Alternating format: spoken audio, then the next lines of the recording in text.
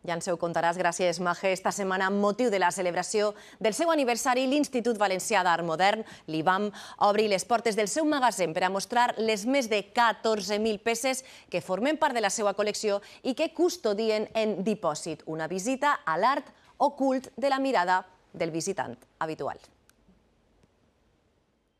Ens endinsem en les entranyes del Temple de la Modernitat, 5 sales que custodien les creacions de l'art avantguardista de l'últim segle, des del magatzem d'entrada y eixida. Aquí tenemos todos los peines donde vamos a ir colgando las obras que sean de bidimensionales, o la escultura o otro tipo de objetos los vamos a ir disponiendo por las estanterías que tenemos disponibles. Como es una sala de tránsito, lo que vamos es a preparar todas las obras que van a salir en breve, como por ejemplo estas piezas de Sean Scully.